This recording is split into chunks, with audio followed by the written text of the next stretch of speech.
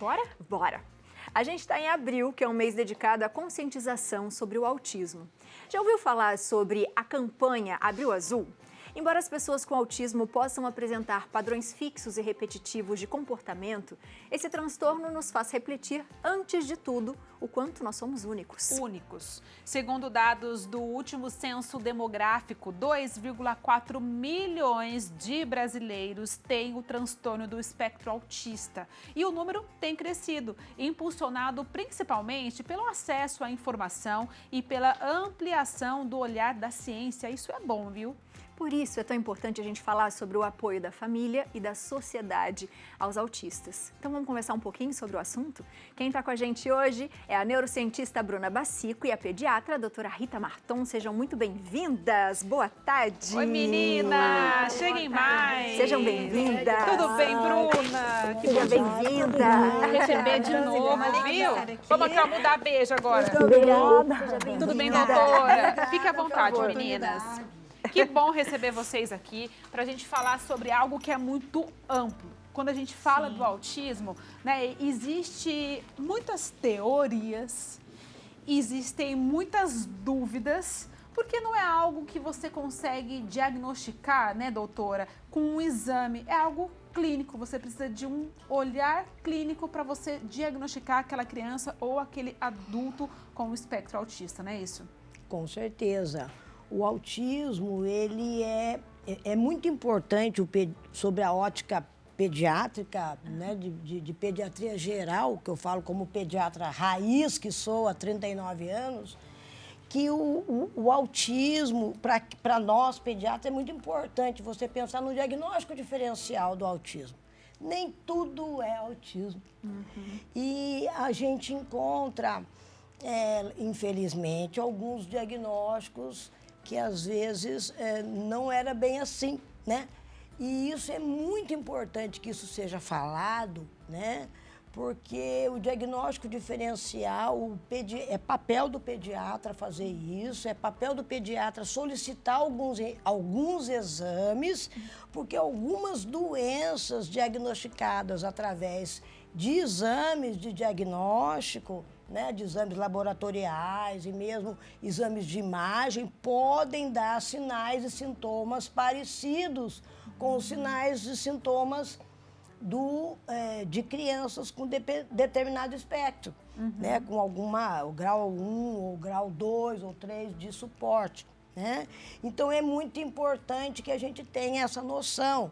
Às vezes, o grau 3 de suporte talvez não seja um comportamento mais definido, mais dentro do quadrado. Mas quando o autismo atinge aquela nuance onde os sinais e sintomas são sutis, você tem ali uma margem, uma linha tênue que pode confundir com sinais e sintomas de doenças como, por exemplo, o hipotiroidismo, né, que é uma doença que dá sinais clínicos na infância, inclusive, né? Existem outras perturbações aí que podem estar acontecendo e que, de uma maneira em geral, entra no diagnóstico diferencial de qualquer neuropediatra. Né? Bruna, quando a gente fala de comportamentos, como que a gente diferencia um comportamento de uma criança atípica de uma neuroatípica? É essencial a gente ter essa clareza de conceitos, e aí nesse conceito, como a doutora Rita bem colocou, diferenciar a criança com comportamentos disruptivos e com comportamentos adequados para aquela fase do desenvolvimento infantil, seja desde bebê até a sua adolescência, pensando num quadro mais extensivo dos marcos do desenvolvimento da infância, nós podemos identificar comportamentos como a estereotipia, que é a gente olhar para a criança e ver, é algo que é bem acentuado, esse atraso na fala, essa comunicação prejudicada, né? E esse diagnóstico, ele precisa ter essa clareza do que é, como é, para que a gente não tenha esse risco também de gerar aí um plano terapêutico de intervenção que ocasione um planejamento inapropriado, porque eu posso olhar para a criança só porque eu li lá na internet, não é assim? Ah, tem esse sintoma, então eu já vou falar, a criança está dentro do espectro de autismo. Não, nós precisamos ter essa clareza. Então, uma criança com desenvolvimento como é o esperado, ela não apresenta atraso de fala, já é um sinal de alerta que nós temos que levantar, não é isso, doutora? E é muito importante também você ver a questão da intelectualidade da criança, né? É associada à cognição. O rebaixamento intelectual, é importante você ter expertise de observar se há ou não rebaixamento intelectual. Existem alguns testes, inclusive, né, que você pode aplicar na criança para que você tenha Exatamente. uma noção se ela tem ou não, para aquela faixa etária propriamente dita, um rebaixamento intelectual, né? Meninas, Para que você já comece a classificar, né? A gente tem dentro do autismo, a doutora até falou, um autismo severo, um autismo moderado, um autismo leve, níveis diferentes, não é isso? A gente tem até uma imagem aqui que eu gostaria que vocês ajudassem a gente a entender. Dentro desses níveis, existem outros subníveis que a pessoa pode ter, ou ela é diagnosticada mesmo assim, de uma maneira muito clara e objetiva? Esses níveis, eles não são rígidos. Dentro do nível 1, existe o nível 1, existe uma graduação, suponhamos, de 0 a 10. Sim. Tá? Então, tem o nível 1 aqui embaixo, que é um nível 1 mais suave e vai se agravando. Ele tem uma... Ele dança, né? Por todo esse viés todos esses sintomas, né? Sim. Por graus variados de dificuldades. Então, a dificuldade nas interações sociais que o nível 1 apresenta, existe a dificuldade de interação social com comportamento repetitivo, ou muito repetitivo, eventualmente repetitivo. Então, existe uma dança nesta classificação, digamos assim, nesse enfoque, né? E que a gente tem que ter essa expertise de classificar. Por isso que eu digo, o autismo, ele não é uma doença fácil de você fazer diagnóstico. É óbvio que o nível 3 é um nível mais escancarado, digamos assim. Falando, né, de uma maneira bem clara para todo mundo entender. O nível 3 é um nível mais escancarado, porque a criança tem todos os sinais o tempo todo. A linguagem já identifica o tempo inteiro. Tem distúrbio de linguagem, né? A rigidez. Ele não é verbal, normalmente essa criança não é verbal, o nível 3, né? Essa rigidez de rotina, por exemplo, no nível 3, ela é bem... sobrepõe. Ela então, não tem um tipo que você não tem dúvida. A criança entra no teu consultório, você nunca viu a criança entra no teu consultório, você fala, é autista. Sim. Esse nível é tal. Entendi. Né? Eventualmente, é raro você errar. É raro você errar. A gente tem um depoimento aqui, já que a gente está falando... Existe uma linha tênue que separa, às vezes, os comportamentos, né? A gente tem um depoimento aqui de uma mãe e ela tem 3 filhos. E cada um tem um nível de autismo. É a Rita. Vamos assistir. Vamos lá. Olá, eu me chamo Rita Quester e eu sou mãe de 3 lindos rapazes adultos e dentro do espectro autista. Mateus, com 30 anos, é um autista nível 1 de suporte. O Gabriel, com 25 anos, autista nível 2 e não verbal. E o Guilherme, de 22 anos, autista nível 2, porém verbal. As principais diferenças entre eles está no nível de suporte que cada um precisa.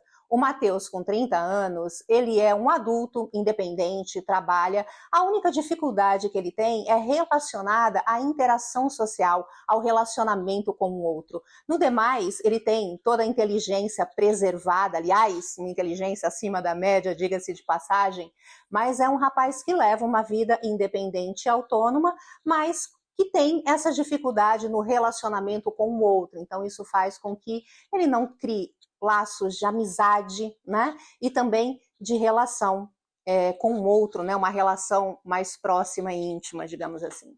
E eu tenho o Gabriel, com 25 anos, que é não verbal. Ele tem a mentalidade de um adulto, mas as dificuldades por não ser verbal, por não conseguir falar e se comunicar. Então, ele também tem uma grande dificuldade na interação social. Ele tem muita estereotipia, né, que são comportamentos ali repetitivos, né, flaps de mão, andar pulando, caminhar na ponta dos pés. Então, o Gabriel, ele é muito marcante, essa questão visual, inclusive, do autismo, né? É perceptível só de olhar através do comportamento dele que ele é um rapaz que tem essa deficiência. Já o Guilherme, ele também é um autista nível 2 de suporte verbal. A questão com o Guilherme ele tem 22 anos de idade, mas mentalmente ele é um menino de 9, 10 anos aproximadamente. Então, é ingênuo, é alegre, ele é uma criança e será uma eterna criança. Então, é importante entender que cada autista é único, tanto na forma como expressa o autismo, como na forma como a gente percebe também no ambiente o comportamento e a maneira de interagir com o outro. Então, espero de alguma forma ter contribuído para vocês entenderem um pouquinho da diferença dos meus filhos e dos níveis de suporte de cada um. Maravilhosa. Um beijo para você, Rita, para todos os seus meninos. Vamos aproveitar que já tem pergunta? Vamos Daí lá. a gente já faz. É o Fábio. Autismo e TDAH são parecidos? E aí, meninas? E aí, Bruna? Autismo, a criança que esteja dentro do espectro, ela pode apresentar o transtorno de déficit de atenção e hiperatividade. Não necessariamente o que acontece, vem essas comorbidades por conta dessa, até ilustração aqui, que sou apaixonada por estudar o cérebro, como sempre partilho aqui com vocês, que há essa baixa de conexões neurais que faz com que haja diminuição na sustentação da atenção, que aí leva-se à hipótese, só que sempre olhar para que a criança que apresenta ali o déficit atencional, se não é uma condição, como a doutora Rita falou, metabólica, porque antes de eu chegar a um diagnóstico ali finalizado daquilo que é as classificações dentro do DSM-5, eu preciso ter atenção a esse metabolismo, como é que o metabolismo dessa criança está funcionando. Na verdade, o TEA, ele não precisa necessariamente estar, para que ele esteja presente, ele não precisa necessariamente que a criança tenha um déficit de atenção. E nem necessariamente que seja hiperativo. Se você for ver o espectro, que é lá no CID-11, onde é o 0, né, sem ser o 1, 2, 3, tem o CID-11, que é o 0. Esse tipo, ele não tem déficit, ele não tem atraso intelectual e não tem distúrbio de fala. É aquela pessoa que é autista, mas que normalmente é descoberta na fase adulta, porque ele não apresentou na infância sinais clínicos que pudessem levar, ele não apresentou problema, entre aspas, tá, gente? Prejuízos, né? Prejuízos. Ele nunca foi, entre aspas, ele nunca teve dificuldade tão aparente. As dificuldades que ele apresentou, ou ninguém percebeu, e ele teve que se virar, né? Meninas, Então, deixa eu só tirar uma dúvida com vocês sobre o caso do depoimento que a gente viu, que são 3 filhos com níveis diferentes de autismo, mas que têm o autismo. Pode ser genético? Uma mãe, um pai que tem uma criança com autismo, pode ter outra criança com autismo ou não necessariamente? Na verdade, não seria o nome genético, tá? Na verdade, o autismo, ele pode vir associado a uma doença genética. Esta investigação diagnóstica, inclusive, tem que haver em toda criança que venha a uma consulta quer seja com pediatra ou com neuropediatra, pelo menos os pediatras têm consciência que nós temos uma escassez de profissional neuropediatra. Então, a gente já adianta muitos exames que a gente pode adiantar, né? Normalmente, a gente pede uma investigação genética, porque doenças genéticas são doenças detectáveis através de exames do próprio cariótipo, certo? Não é o caso do autismo. O autismo não é uma doença genética. O que descobriu-se agora, mais recentemente, talvez nem tão recentemente assim, porque mais ou menos tem se falado nisso ultimamente, mas há mais ou menos um ano atrás eu já lia e acompanhava um pesquisador americano que até fiz um vídeo a respeito dele no meu Instagram, não estou lembrando o nome dele agora, mas ele estudou, ele descobriu que o autismo existe o autismo autoimune, tá?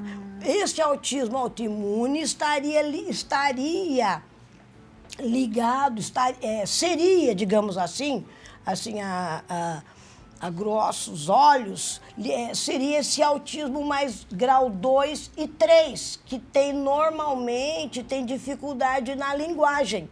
Normalmente é o não verbal. O não verbal, descobriram que o fato da criança ser grau 3 e não verbal, a grande maioria delas teria uma deficiência de folato, né, nas cercanias cerebrais, né, no território cerebral. Ambiência. Tá? Na ambiência cerebral. Teria uma baixa de folato. Mesmo no sangue da criança, se você dosar o folato no sangue, o folato sérico, você até teria um nível de folato sérico em níveis adequados. Mas esse folato da corrente sanguínea da criança, que todos nós temos, inclusive a criança, né? O folato, que é uma substância presente no nosso sangue, esse folato não alcançaria regiões cerebrais, porque o receptor da parede celular do folato estaria ali sendo ocupado por um anticorpo antifolato. Uau, é Gente, muito é complexo. Então, o anticorpo, a presença dos anticorpos parede ali, tá? Esse anticorpo não deixaria o folato entrar para dentro do cérebro. É algo Teria um bloqueio. que Então, seria um autismo autoimune. Entendi. Tá? É muita que coisa, né? normalmente, É muito curioso. Olha, Então, aumentou demais, gente, o autismo. Segundo esse pesquisador, o número de autistas autoimune aumentou demais. São crianças que apresentam provavelmente comportamentos disruptivos num dado momento da sua vida. que é o que a Biane perguntou. Ela né? vinha bem no primeiro ano, ela vinha bem no segundo ano e Começa- de repente ela tem Trava. Dá aquela de regressão. repente ela dá uma regressão, né? E gera essa dúvida que você Inclusive, falou. gente, Sim, são da parte tantas coisas genética, que a né? gente Eu acho que o lê e que a gente importante vê que a é saber que a ciência medicina tá está cada vez muito mais lá longe, evoluída, né? E Muito. que a gente vai encontrar cada Então- vez mais soluções para que a gente consiga caminhar sempre nos melhores lugares, né? Então, para a gente fechar esse diagnóstico, só para finalizar essa... A gente tá pra não precisando ficar no finalizar, ar, porque pra senão não a gente ficar vai no estourar ar. a próxima programação. Nós precisamos vir aqui mais tempo. É verdade, Muito. precisa de mais tempo. E a gente tem bastante coisa para falar disso aí, Sempre. do autismo autoimune, porque para fechar esse Importantíssimo. diagnóstico, o ideal seria você dosar o anticorpo, ver se existe ou não o anticorpo anti-receptor de folato, tá? Gente, é muito amplo e acho que é um assunto que a gente tem que falar muito. Só que é um exame caro, é um exame fora do... Nem todo mundo tem acesso, né? né? Condição, não existe cobertura pelo SUS, né? É uma coisa recente, de um ano para cá, a gente tem que considerar recente. Muito né? recente. Mas muito muito recente. importante, porque isso levou a você, te autorizou, o FDA autorizou os médicos americanos a prescreverem o ácido folínico para as crianças não verbais. Olha que legal, e uma muitas suplementação. delas estão, assim, surpreendentemente, tendo um prognóstico espetacular. Então, isso Incrível. aí é fantástico. Fantástico, Maravilhoso. meninas. Muito obrigada. Obrigada pela sabedoria, pela troca com a gente, né, Abi? Estejam sempre bem-vindas aqui no programa para a gente possa, né, conversar cada vez mais sobre esse assunto. E você de casa, se tem dúvidas, continua mandando pra gente. Qualquer coisa, depois a doutora responde para vocês também pela internet e a gente volta a falar sobre esse assunto.